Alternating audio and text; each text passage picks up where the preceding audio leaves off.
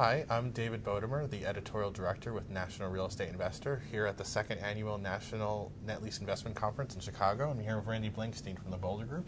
How are you? Good. Thanks for having me. Thank you. Looks to be a very good conference thus far. Yeah, it's great. We're a couple sessions in, some good discussions already. It seems like we're also in a kind of a good time to be assessing the state of the market, just middle of the summer. Also, given some of the macro things that have been happening. So, what's your sort of sense? I mean, you guys are putting out you put out these really great reports all the time, giving us assessments of the market. I know you're also very active placing deals. So, what's your sort of take on the state of the industry? I mean, it's an interesting moment mid-year 2013.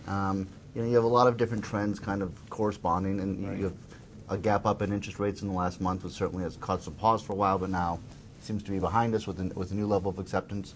You've seen a lot of merger and acquisition activity on the larger institutional side that's occurred, most notably of ARC. So you're kind of at this place where net lease has greater and greater acceptance, and more and more money has been raised, and people are looking to place it. But at the same time, you have a limited supply, limited retail expansion, and just limited opportunities in the marketplace, or at least limited traditional net lease, longer-term investment-grade credit. So you're seeing a lot of people adjust their acquisition criteria to kind of what there is in the market today, and kind of adjust kind of to the market in general, of either doing less volume or changing their yield threshold. So I think it's an evolving point in the industry, and I think that's kind of how the end of the year ends up as well, meaning people kind of adjusting to the new realities of the market. Nothing major should change in the next 6 to 12 months. Everyone, of course, is watching interest rates, but there may be some changes. I don't think there are going to be dramatic changes going forward. So I think it's an interesting time, an interesting point in the year to kind of reassess and realize that the first half of the year, and really what occurred most of last year, is likely to occur for the rest of the year, and 2014 looks to be a little bit more of the same. And so, in terms of looking at some of the non-traditional kind of deals, what are I guess maybe lesser quality, or are there other kind of what kind of properties are we talking about when people have to move away from the kind of core solid credit stuff that So I think there's 3 moves down. First is the credit move down, which people were happy to move as long as the financing moves with them. Okay. So that remains to be seen, because the financing is sort of moving with them, but not completely. So that move hasn't occurred. The second really move is occurring from primary to secondary metros. Okay. Once you leave the top 25 metros, obviously there's less liquidity in the markets, but people are going more back into those metros and looking for a greater yield at this point. And the last trend, which really I think is the main trend moving forward, not just this year, but for the next 5 years, is shorter-term leases.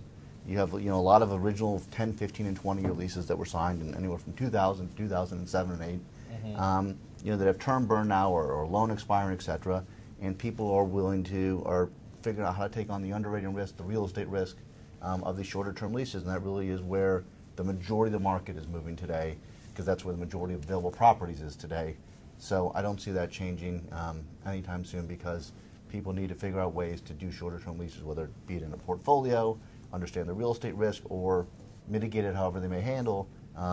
That's where the majority of the sector of the market is definitely moving today, and that's how people are adjusting to the market. And when we say shorter term, what do we... Traditionally, it would be called under 10 years, Under 10, okay. but really it's really 3 to 9 years. I mean, people are buying actually there's a market for 3 to 5 year deals. Interesting. 1 to 3 year obviously is very challenging to still get done until you get the renewal, but the people are figuring out a way to get shorter term leases done. They're looking for yield, they're looking at renewal probability, they're looking at store sales and performance metrics, and they're realizing that some of these shorter term leases make sense. And so is that one of the being bad is being able to renew the tenant at that point, or also thinking that this, even if I don't renew them, that I can get somebody else in that space?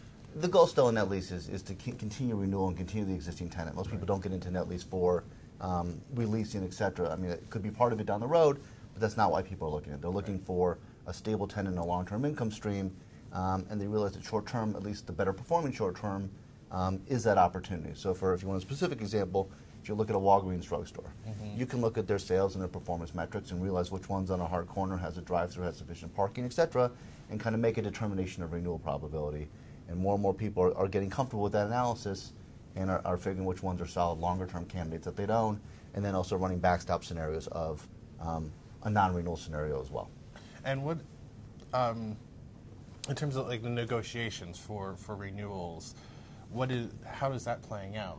How are those tenants willing to talk and, like, you know, okay, we've got 3 years, and even potentially doing like an early renewal kind of situation, like maybe not even waiting till that 3 years comes up to kind of firm it up for a longer period? You know, there's two kind of schools of thought on that. You know, one is you know, run the full income stream to the end, and then hopefully they're going to exercise their renewal options and you can maintain a rent.